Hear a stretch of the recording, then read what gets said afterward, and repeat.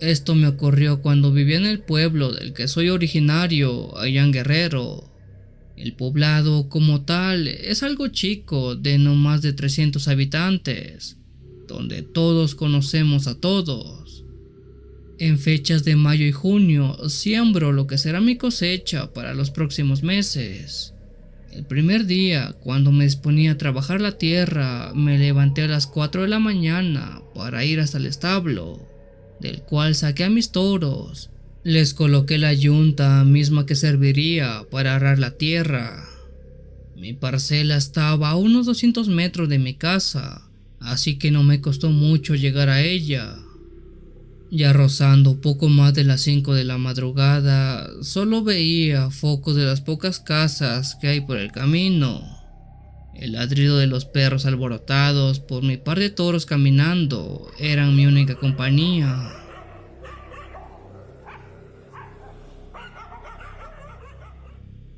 Cuando llegué a mis tierras, alumbré con mi linterna para dar inicio a mi trabajo. Sin embargo, mi par de animales se mostraban inquietos, como si no quisieran avanzar. Esos animales siempre han sido muy dóciles, y por eso se me hacía raro que se comportaran de esa manera. De pronto el sonido de la tierra siendo trabajada se escuchó en mi parcela. Alumbré hacia el interior de ella y logré ver a un hombre que, al igual que yo, tenía un par de toros labrando la tierra. Mi tierra. Algo confundido me fue acercando a él para preguntarle qué hacía, pues él estaba en mis terrenos. Buenos días, disculpe, creo que se equivocó de lugar, todo aquí son mis tierras. El hombre dejó de trabajar y volteó a verme. Ese hombre, que era un muchacho, nunca lo había visto por el pueblo. Enseguida le pregunté su nombre y el por qué hacía lo que hacía. Él dijo que don Pedro Domínguez lo había contratado para trabajar la tierra. Eso fue lo único que me dijo. Después tomó su yunta y siguió arando. Ese tal don Pedro Domínguez es un conocido aquí del pueblo que vive en la loma de enfrente de mi casa. Algo molesto dejé mis toros amarrados y fui a verlo, para ver por qué mandó a gente a trabajar mis tierras, siendo que él sabe perfectamente dónde inicia y dónde terminan. Al llegar, los perros de su patio me recibieron con fuertes ladridos y enseguida el alboroto hizo que don Pedro saliera. Le pregunté enseguida por qué mandó el muchacho a labrar mi terreno. Don Pedro dijo entonces que él no había mandado a nadie. ¿Por qué habría de contratar a gente para trabajar tierras ajenas? Tras una breve charla, él se ofreció a acompañarme de vuelta a mi terreno para aclarar ese asunto. Ya casi siendo las 6 de la mañana, los primeros rayos de luz empezaban a brotar detrás de las montañas, y ellos fueron testigos de cómo aquel muchacho y su yunta ya no estaban. Don Pedro preguntó dónde se supone que habían labrado. Yo no podía creer lo que veía. Todo mi terreno estaba intacto, sin un solo grano de tierra fuera de él. Pero yo juraba que había visto a ese muchacho, que tenía un buen tramo trabajado. Don Pedro me creyó, pues él sabe muy bien que soy una gente seria y de palabra. Así que la explicación que le dimos a eso fue que me topé a un espanto. Ese día no trabajé la tierra y mejor me fui a casa. Al día siguiente el padre del pueblo me ayudó a bendecir toda mi parcela por si las dudas. A día de hoy nada raro ha vuelto a pasar, pero aún recuerdo bien esa madrugada con aquel muchacho y su yunta.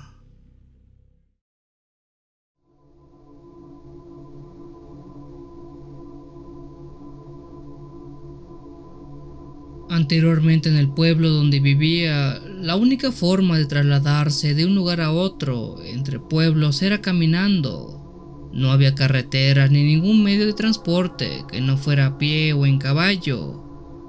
Mi padre y yo, siendo el hermano mayor, cada fin de semana teníamos que caminar más de una hora, subiendo un cerro que al otro lado tenía un pueblo un poco más grande que el nuestro, donde se colocaba un mercado mismo, donde vendíamos nuestros productos que cosechábamos en nuestras tierras. En un fin de semana común, me desperté a las 5 de la mañana junto a mi padre. Desayunamos algo ligero y emprendimos nuestro ya tan conocido viaje. Cargábamos a nuestras espaldas algunas verduras en costales, así como la comida que mi madre nos puso para la tarde. Ya con un poco de claridad subimos el cerro, que tenía un poco de neblina, la cual se iba despejando con el pasar de los minutos. Platicaba con mi padre de algunas cosas del campo, mientras espejeaba los lados por mero gusto. Vi cómo alguien se asomó de entre los árboles y muy rápidamente se escondió. Le dije a mi padre que había alguien caminando cerca de nosotros. Parecía algo normal, pues ese camino más adelante se une con otros que llevan a más pueblos, mismo donde la gente camina y también va a vender o comprar al mercado. Pero lo que se asomaba de entre los árboles no era una persona común. Avanzaba muy sigilosamente. Sus pisadas no se oían para nada y tampoco se veía cómo es que caminaba. Pareciera que se desaparecía y aparecía más adelante, como si se teletransportara. Así fue por un buen rato hasta que mi padre, quien para entonces ya lo había visto, se molestó y preguntó ¿quién está ahí? Desenfundó su machete y fue hasta ese árbol donde fue la última vez que se asomó ese hombre. Justo detrás de ahí vimos a un venado, uno que tenía una larga sonrisa de oreja a oreja, una que era malvada y más parecida a la de una persona que a la de un animal. Lejos de tener miedo, se quedó viendo fijamente a mi padre, quien levantó su machete para ahuyentarlo. Luego de eso, ese animal del diablo se paró en dos patas y salió corriendo por detrás del monte, riendo como loco.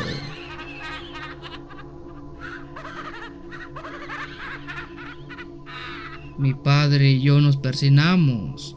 Bajamos lo más rápido posible, porque ahí mismo habíamos visto al maligno en el cuerpo de un animal. Después de esa mañana pasamos por ahí cientos de veces, pero ya jamás volvimos a ver a esa criatura. Y no les mentiré, de vez en cuando siento un terrible miedo solo de acordarme.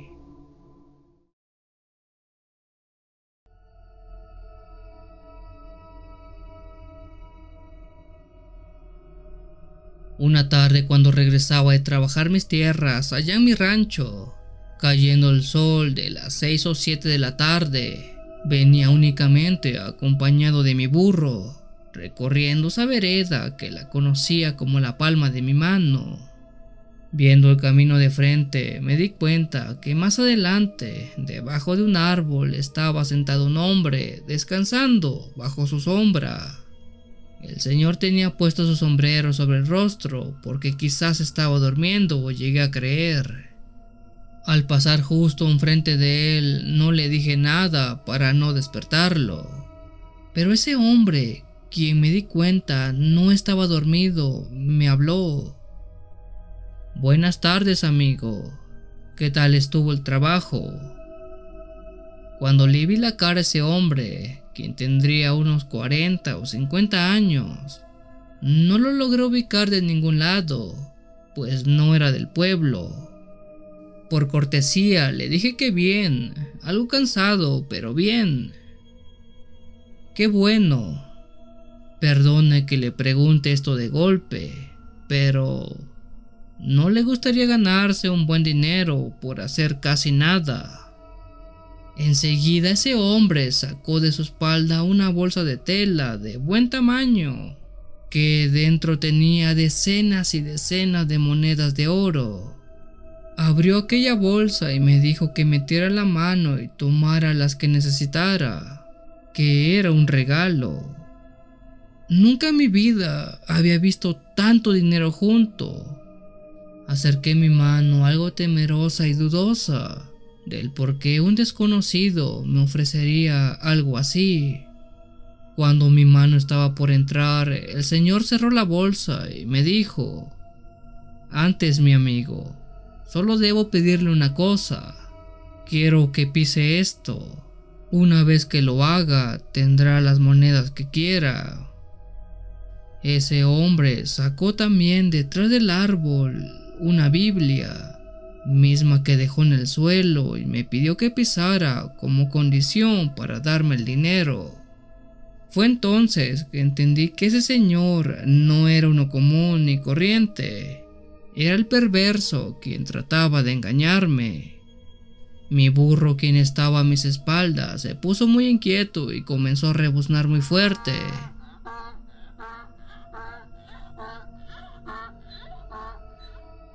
Yo enseguida me puse a rezar un Padre Nuestro mientras cerraba mis ojos. Al finalizar mi oración y abrir nuevamente los ojos, aquel hombre ya no estaba, pero en el lugar donde se había aparecido y estaba sentado, se veía una pequeña fumarola de humo, como si lo hubieran quemado.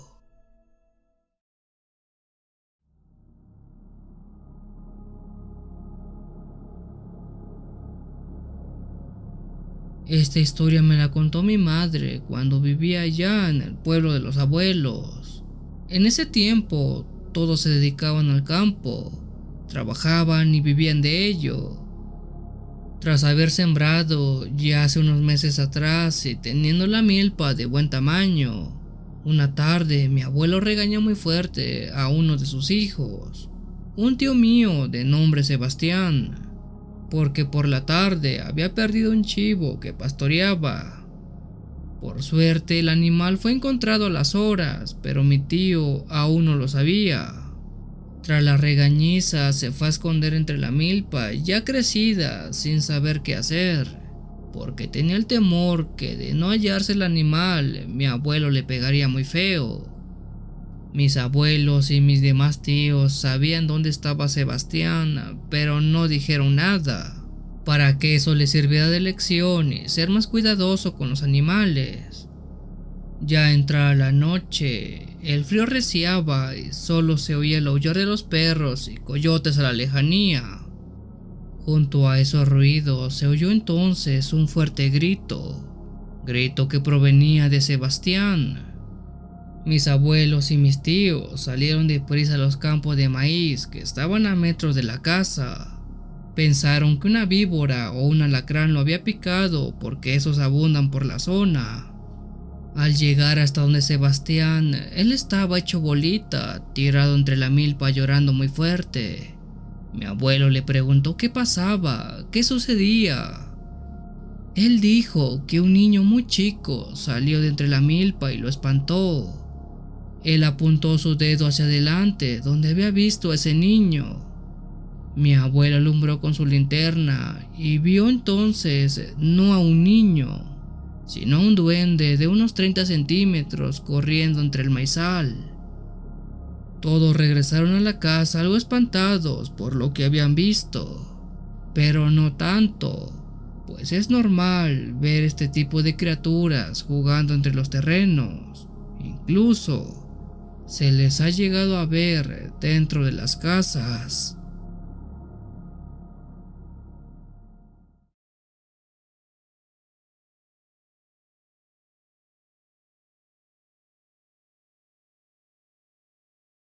Cuando chico nací y crecí en un pueblo muy pequeño en la parte más profunda de la Sierra Poblana. Para aquellos años ese lugar era muy precario, sin signos que la urbanización estuviera siquiera cerca. Todas las calles eran de tierra sin alumbrado público, mucho menos agua potable. Para poder alumbrarnos por las noches usábamos lámparas de pila, pero eran muy raras y contadas las familias que tuvieran acceso a ellas. Lo más común era el uso de candiles. Como se han de imaginar, en ese lugar todos los habitantes se dedican a la agricultura, por ende éramos campesinos, y es la única forma de sustento que se tiene para vivir. El pueblo era chico, mas no así las tierras de sus pobladores. Cada uno tenía hectáreas y hectáreas de tierras que sembraban cada año. Por lo mismo, las casas de los vecinos estaban tan separadas unas de otras que difícilmente se podía oír o ver qué sucedía en otras familias. En el pueblo solo había una tienda comunitaria, y esta era la única que nos proveía de lo básico para poder complementar nuestra alimentación. Y también era el lugar donde se vendía aguardiente, bebida usada por la gran mayoría de los hombres del pueblo para olvidar las penas que los aquejaban en ese olvidado lugar. Era normal ver todos los días a la gente sentada sobre las bancas de la tienda, tomando hasta perderse por completo. Aunque todas las personas del pueblo no eran más ricos unos que otros, había quien sí lo creía. Uno de los señores que a diario iba a la tienda comunitaria a beber, de nombre Marcial, siempre se había jactado de ser el hombre más rico del pueblo. Presumía de las cabezas de ganado que tenía, de las hectáreas de tierra que trabajaba y de la casa de 2 pisos que siempre decía que estaba en vía de construcción. Casa que por décadas jamás vio un solo bloque de adobe siquiera ser pegado. Don Marcial tenía un hijo en los Estados Unidos que se había ido hace ya varios años, y era por eso que, según sus palabras, decía que le enviaba dinero a menudo. El aguardiente hacía que ese hombre delirara con todo eso, ya que desde que su hijo se fue jamás se le vio nuevamente ni se supo nada de él. Nunca envió dinero, y hay quienes llegaron a pensar en el pueblo que el pobre muchacho ni siquiera había logrado cruzar. Quizás yacía tirado en algún lugar del desierto. Pero don Marcial presumía de todo eso, humillando y sobajando de lo rico y poderoso que era. Pero la verdad es que él era el que menos podía hablar de eso. Debido a su alcoholismo, rara vez estaba sobrio para trabajar sus tierras.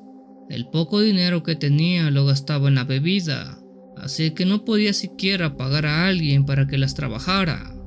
De su familia, bueno, su esposa era la única que medio hacía la función de trabajar el campo, pero no podía sola. Ella tenía que cocinar, lavar, cuidar a los hijos y, para colmo, es bien sabido que el señor le pegaba constantemente. De sus hijos tenía 4, todos chicos, ninguno de edad suficiente para trabajar el campo. En esa parte algo se contaba en el pueblo, pues es bien sabido que en aquellos ayeres era normal tener grandes familias. En mi caso tuve 11 hermanos, de los cuales 3 fallecieron por cuestiones médicas y de escasez de medicamento en el pueblo. De don Marcial se le conocía que tuvo 8 hijos, pero curiosamente los 4 mayores uno a uno fueron falleciendo de manera dudosa.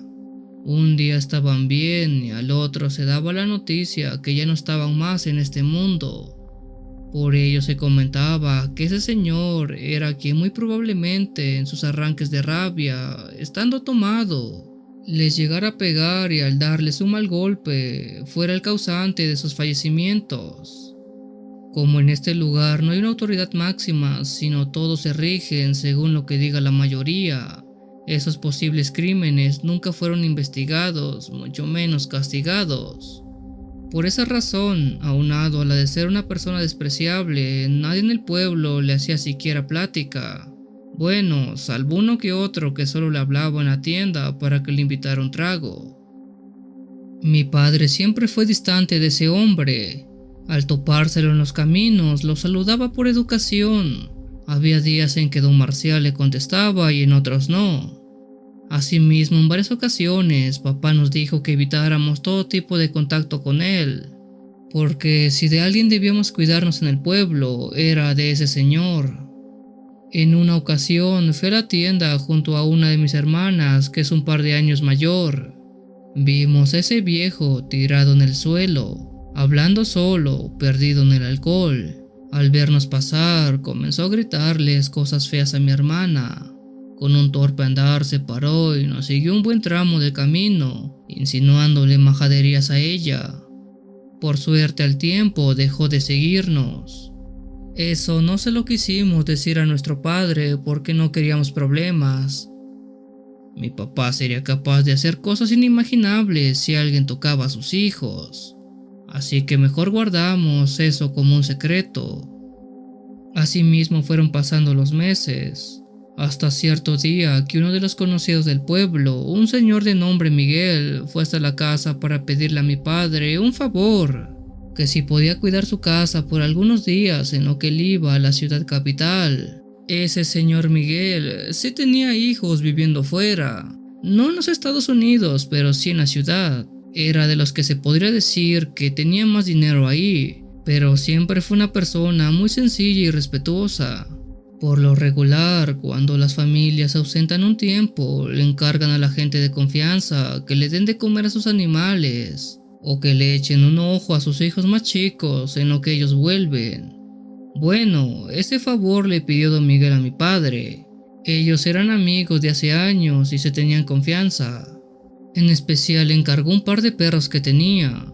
Uno era un Doberman, si no estoy mal, mismo que uno de sus hijos de la ciudad le regaló de cachorro. Y el otro, ese era especial, era una cruza de coyote y perro, una mezcla medio rara, muy bonita, así como agresiva. Por suerte esos perros conocían a mi padre y a parte de nuestra familia, así que no había mucho de qué preocuparse a la hora de darles de comer. Con la encomienda hecha por don Miguel, se retiraría un par de días más adelante y mi padre sería a cargo de sus animales. Esa notificación solo la sabían unos cuantos en el pueblo, pero entre ellos el que la oyó fue don Marcial. Mientras yo acudí a la tienda, vi que él estaba sentado bebiendo como siempre junto a otro hombre, los cuales platicaban en voz baja pero escuchable. Sí, su papá es quien va a cuidar, nada más entramos y nos lo llevamos. Eso fue lo que oí, pero como siempre solo ignoré lo que ese hombre estaba hablando, sin saber que planeaba algo que jamás imaginaría. Una vez que don Miguel y su familia se fueron a la ciudad, mi padre fue por la tarde a darle de comer a sus animales y a revisar su casa.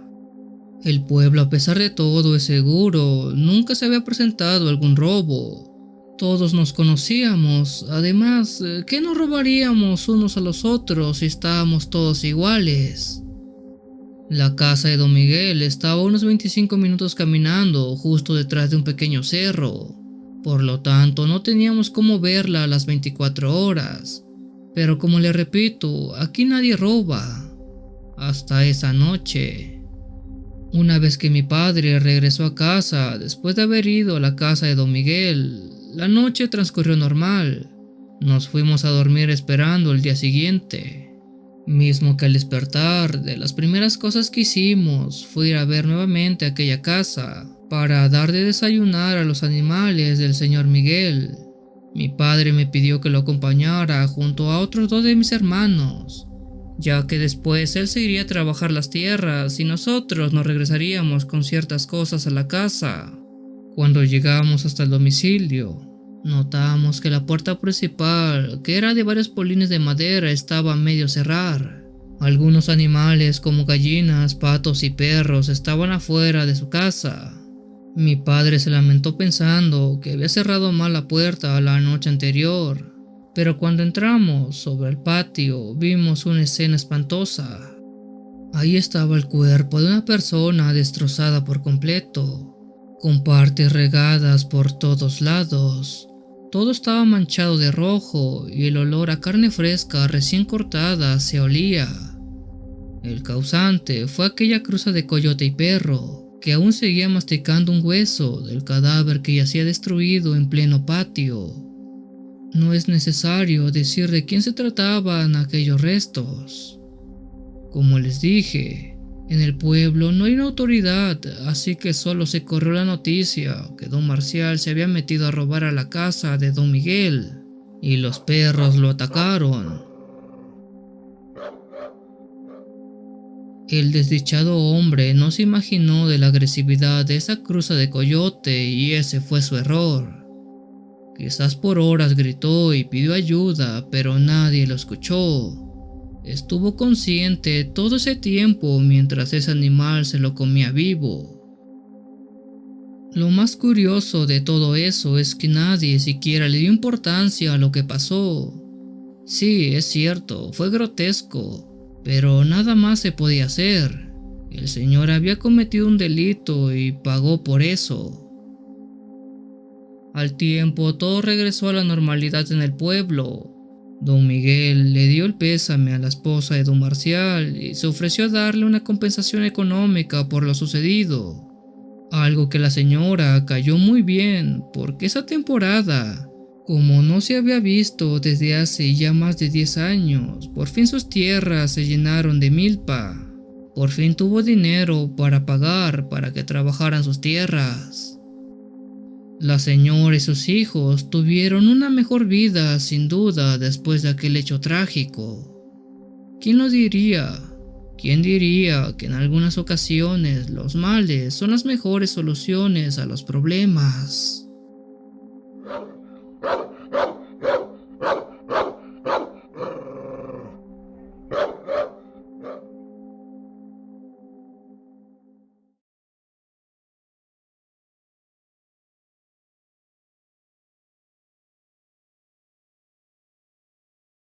En mi juventud viví uno de los episodios más tristes y aberrantes que cualquiera pudiera imaginarse. Uno que incluso con el pasar de los años aún sigo sin entender y por lo visto jamás podré hacerlo. Toda esta historia se remonta a mi pueblo natal, uno que está muy cerca de la zona sur de México y uno que prefiero mantener como anónimo por cuestiones personales. Era el año 1992 cuando yo, aún siendo un muchacho de 19 años, me dedicaba a cubrir las labores propias del campo. Como se han de imaginar, ese lugar es un poblado con gente muy humilde que se dedica a la agricultura.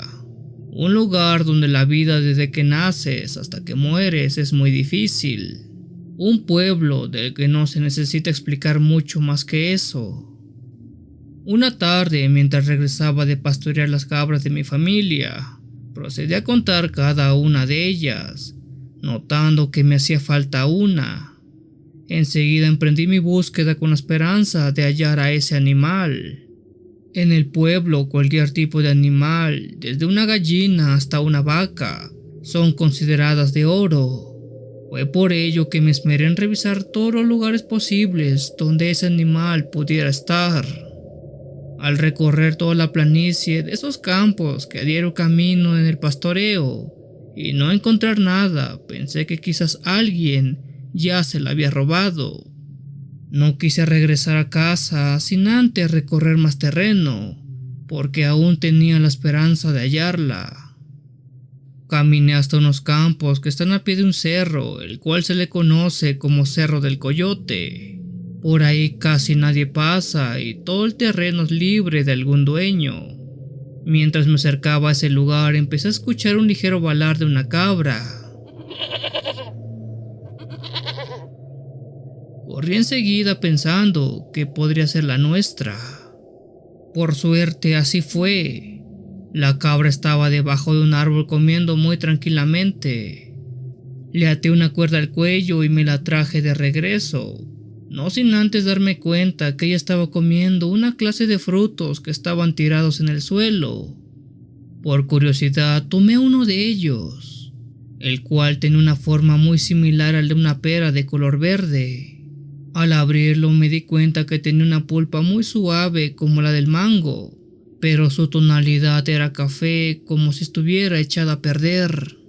Pero no olía mal, al contrario. Su aroma era muy dulce. Hasta ese momento jamás había visto esa clase de fruto por el pueblo. Intrigado por el sabor y al ver que la cabra comía y parecía no hacerle daño, le di una mordida. El sabor que sentí es uno que incluso a día de hoy jamás he vuelto a contemplar. El sabor más parecido que puedo asemejarlo es el del rambután o las lichis. Pero incluso ellas se quedan cortas enfrente de ese sabor tan fresco, dulce y suave de ese fruto. Aprovechando que había varios árboles cargados, corté varios y los llevé a casa. Al llegar y enseñárselos a mi familia, nadie, ni mis padres y abuelos, supieron decirme qué clase de fruto era, porque ellos tampoco lo habían visto. Pero eso daba igual, ya que todos disfrutábamos de ese sabor tan exquisito de los frutos. Al día siguiente fui con mis hermanos a cortar decenas y decenas de esa fruta y regresar con costales bien cargados de él. Con ella hacíamos agua fresca, las comíamos como botana e incluso mi madre las dejaba secar y sacaba un polvo que mezclaba con la harina y hacía un rico pan. Al pasar de las semanas empezamos a ver que más gente del pueblo se dio cuenta de aquellos árboles que estaban a pie del cerro del Coyote. Ya se veía que niños, adultos, incluso ancianos, caminaban ese largo trayecto con tal de cortar esos ricos frutos. Fruto que con el tiempo fue llamado fruta de coyote, por el simple hecho de crecer a pie de ese cerro. Lo curioso del árbol que daba este fruto es que solo parecía crecer en ese lugar. Nosotros intentamos sembrar en nuestra casa. Usamos todo tipo de métodos de cultivo para que se diera, pero nunca germinaron. Incluso llegamos a traer tierra de ese cerro, pero ni así pegó el árbol. Parecía que solo se daba en ese único sitio. Hasta ese momento todos convivíamos en calma con la fruta. Esta crecía y maduraba muy rápido en cuestión de días, así que siempre había un poco para todos. Fue por esa razón que al ver una considerable cantidad de fruta, varios pobladores empezaron a cortar racimos grandes que llevaban a vender a otros pueblos. Como era de esperar, ese fruto se vendía como pan caliente, haciendo que la demanda se hiciera más y más grande cada vez.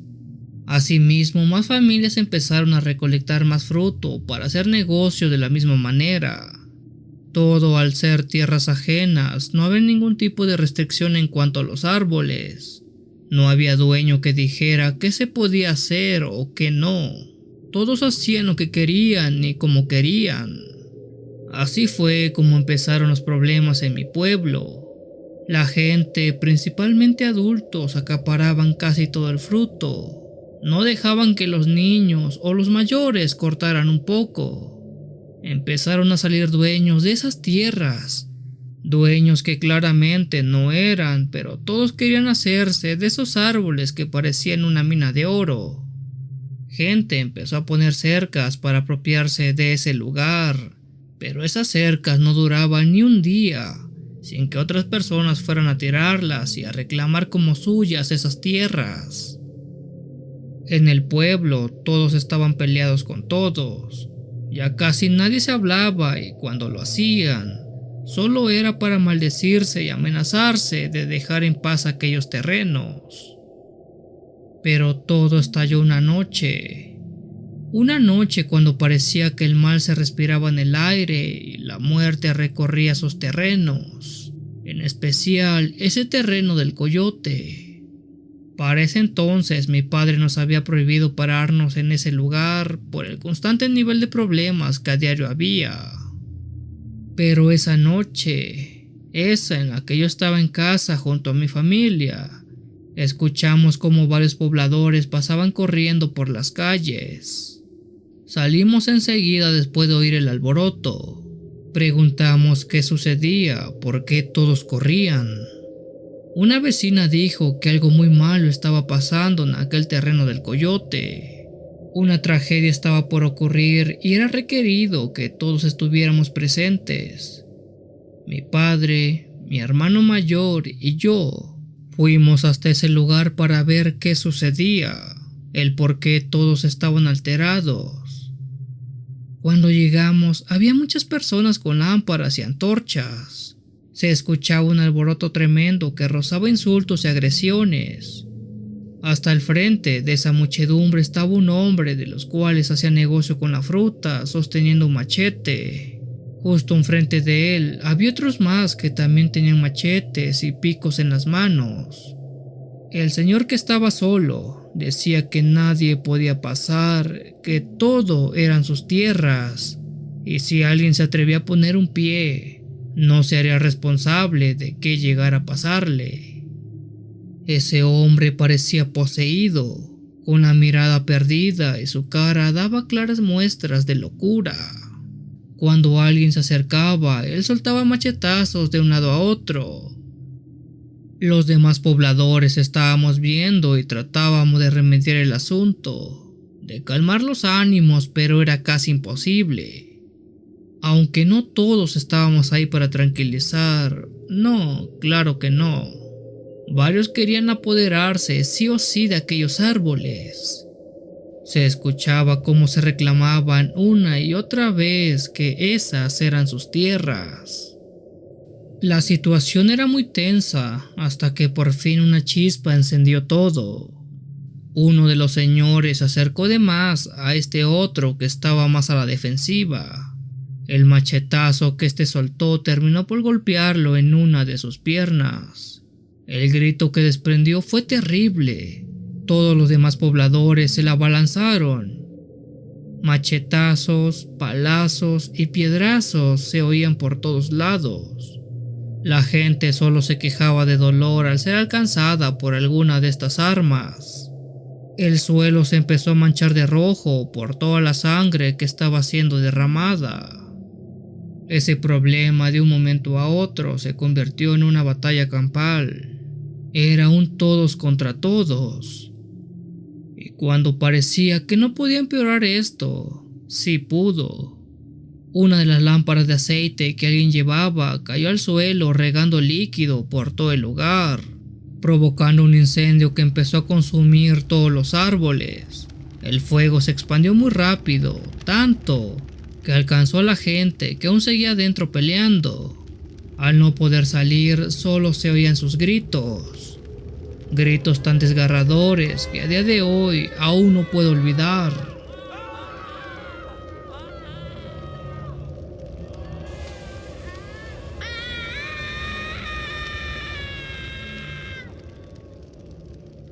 La fumarola dicen que fue tan grande que incluso pobladores de otros pueblos la llegaron a ver. Y creo que tienen razón porque ese incendio duró horas. Consumió todos y cada uno de los árboles de fruta de coyote. No dejó ni uno solo en pie, y eso es raro, porque solo quemó eso. Cuando llegó a los límites con otros árboles, el fuego se apagó por sí solo. De aquellos que quedaron atrapados en el fuego, ya nada se pudo hacer. Solo había familia llorando y lamentándose por esa tragedia. Como pudieron, levantaron los cuerpos, que fueron 9, y se los llevaron para velarlos. El pueblo entró en luto. Por días, incluso semanas, la campana de la iglesia se la pasó sonando, seguido por el gran número de misas que hubo en ese tiempo. Eso también provocó que el pueblo se rompiera. Los miedos, los resentimientos y la venganza estaban latentes en todos los afectados, buscando quién fue el culpable de esa tragedia. Se apuntaban unos a otros y se prometían venganza tarde o temprano.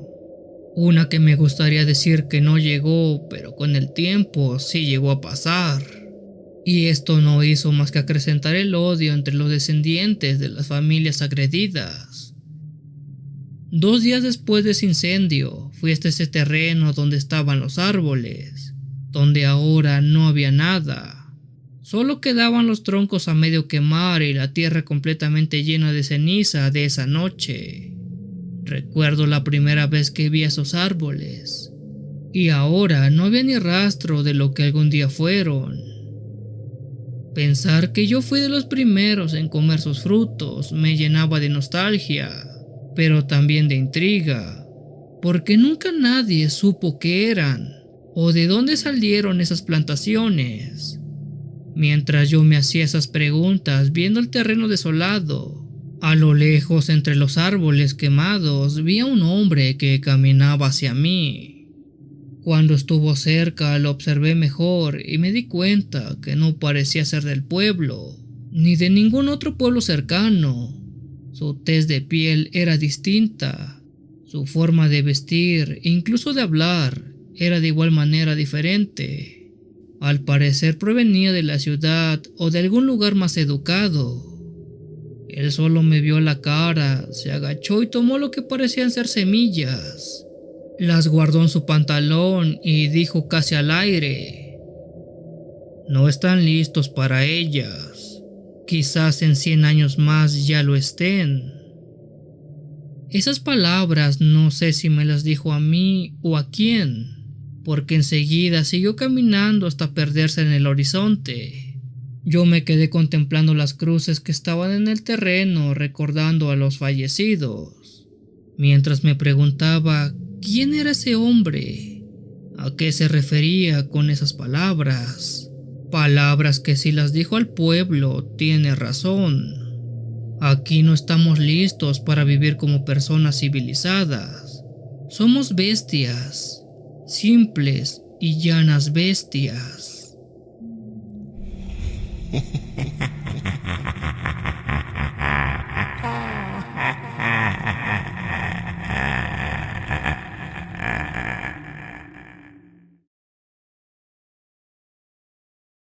Si tienes alguna historia que desees compartir con esta agradable comunidad, te invito a enviarla, ya sea por correo o la página de Facebook. Los links están en la descripción del video. Te agradecería actives todas las notificaciones para estar al día con los relatos que se suben a diario. Muchas gracias por dejarme llegar hasta tus oídos. Yo soy el Cuenta Historias. Te deseo una linda y oscura noche.